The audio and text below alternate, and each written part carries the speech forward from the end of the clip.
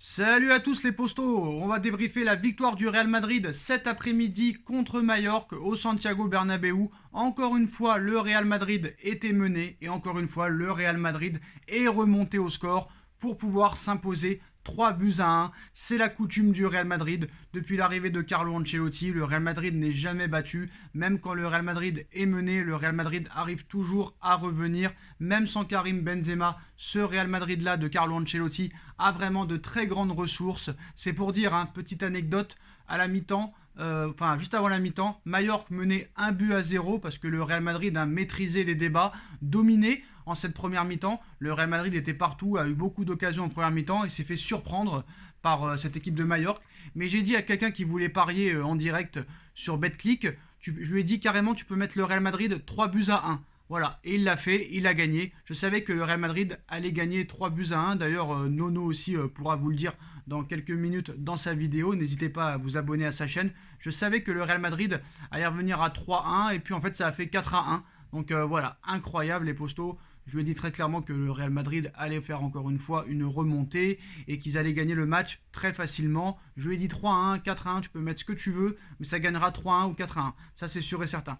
Et surtout cette équipe est complète. Et ça, c'est vraiment ce qui manque par exemple au Paris Saint-Germain. Tu vois le Barça hier qui met son équipe B et qui gagne très facilement 4 buts à 0 en laissant reposer les stars. À l'extérieur en plus de ça. Tu vois le Real Madrid là sans Benzema qui arrive à gagner très facilement à domicile 4 buts à 1. Pour moi, à l'heure où on vous parle, hein, le Real Madrid, le Barça et le Bayern de Munich ainsi que Manchester City sont les 4 gros favoris pour la Ligue des Champions cette saison. Alors très clairement, j'ai bien apprécié en plus de ça la deuxième mi-temps du Real Madrid, mais le Real Madrid, on aurait pu dire, surtout l'année dernière, avait un certain facteur chance. Mais là, ça joue très bien. En plus de toujours faire la différence en fin de match, cette équipe est redoutable. En deuxième mi-temps, le nombre de buts inscrits par le Real Madrid depuis le retour de Carlo Ancelotti à la Casablanca, c'est tout à fait phénoménal. Il faudra sortir un petit peu les stats parce que c'est totalement incroyable. Cette équipe du Real Madrid n'est jamais battue. Vous pouvez mener 1-0, vous pouvez mener 2-0, vous pouvez mener 3-1. Cette équipe peut toujours revenir du diable Vauvert. De l'enfer, cette équipe du Real Madrid peut venir. Et en tant qu'amateur de football et supporter du football, très clairement, quand tu vois les matchs du Real Madrid, faut avouer que vraiment, tu vois vraiment beaucoup de buts, tu vois vraiment beaucoup d'occasions. Ils sont complets à tous les niveaux, que ce soit en défense centrale. Quand même, Pérez a réussi à avoir la paire Rudiger-Alaba gratuitement. C'est quand même assez incroyable. Donc pendant la première mi-temps, on a vu une mi-temps complètement dominée et complètement à l'avantage du Real Madrid qui a multiplié les tentatives, qui a multiplié les occasions sans pouvoir marquer. Mais voilà, de loin, ils étaient très très forts avant de se faire surprendre sur coup de pied arrêté par cette équipe de Majorque qui a ouvert le score et Valverde a su remettre les siens dans le bon sens en égalisant juste avant la mi-temps. Donc très bon timing et quel but de Valverde, vraiment un des meilleurs milieux de terrain franchement du Real Madrid, très clairement, et peut-être un des meilleurs milieux de terrain d'Europe. Valverde très très fort et surtout qu'ils ont un banc. Le Real Madrid a un banc, contrairement au Paris Saint-Germain. Certes, tous les recrues du Paris Saint-Germain en fait sont des remplaçants pour l'instant. À part Vitinha au milieu de terrain, j'ai bien dit toutes les recrues à part Vitinha sont des remplaçants au Paris Saint-Germain pour le moment. Et après en deuxième mi-temps, le Real Madrid a très clairement déroulé, même si on va dire que Sanchez à un moment donné a raté le 2 buts à 1 pour Mallorca, très clairement. Et ça a été chaud pour le Real, mais c'est vrai que voilà, cette occasion ratée par Mallorca à la 62e minute de jeu par Sanchez a fait tourner le match et après le Real Madrid a déroulé. On a vu un but de Vinicius, on a vu un but de Rodrigo, encore les deux paires brésiliens, la paire brésilienne qui fait des ravages maintenant depuis quelques mois, et Antonio Rudiger qui marque à la 93e.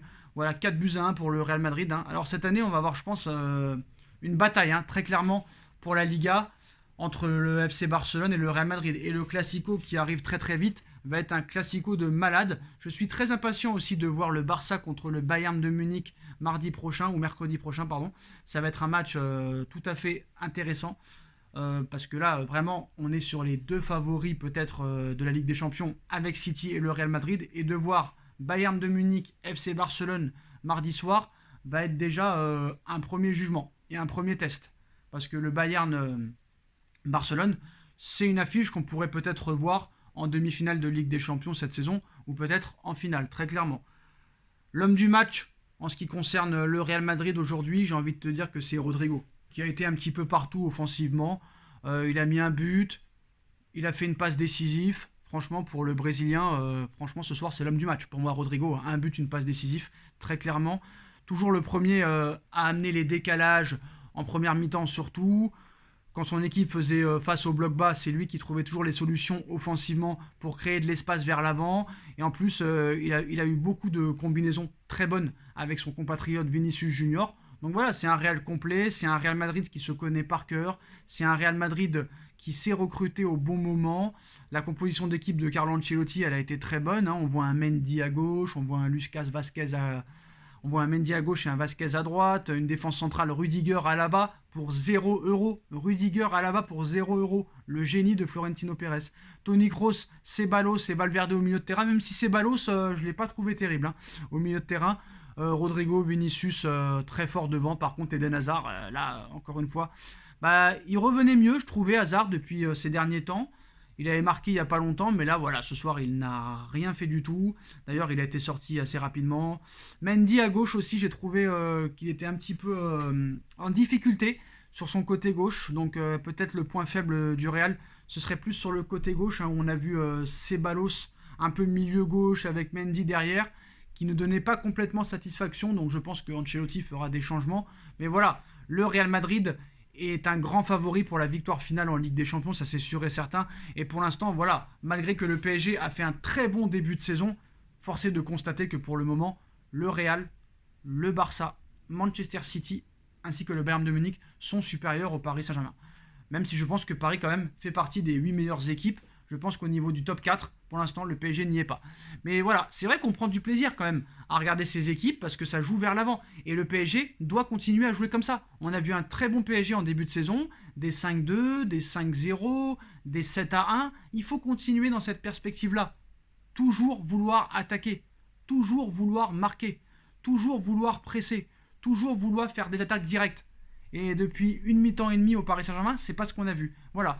Il ne faut pas hésiter à prendre des exemples, mais c'est vrai que voilà, on va pas juger Galtier sur ce match contre Brest, mais quand tu vois que le Barça a Xavi, quand tu vois que City a Guardiola, et quand tu vois que le Real Madrid a Carlo Ancelotti, voilà, je n'ai rien contre Christophe Galtier, mais Galtier va devoir faire ses preuves. Galtier va devoir prouver qu'il a le niveau pour entraîner le Paris Saint-Germain. Parce que très clairement, là pour l'instant, le PSG est en dessous des équipes qu'on vient de citer. Donc voilà les postos. Le Real Madrid qui s'impose cet après-midi 4-1 face à Majorque. Le Real était mené au score. Mais après des buts de Valverde, de Vinicius Junior, de Rodrigo et de Antonio Rudiger, le Real Madrid s'impose finalement 4-1 face à Majorque. Donc voilà, le Barça et le Real Madrid plus que jamais en tête de la Liga, les postos. Dites-nous en commentaire ce que vous en pensez. On like, on partage, on commente, on s'abonne. Et on se retrouve très vite aussi sur la chaîne de Nono, sur les vidéos de Nono et Sacha, pour faire un petit peu aussi un point sur ce qui s'est passé, sur ce qui s'est passé en Europe ce week-end, les postos, et pour parler des prochains matchs de Ligue des Champions. Tchuss.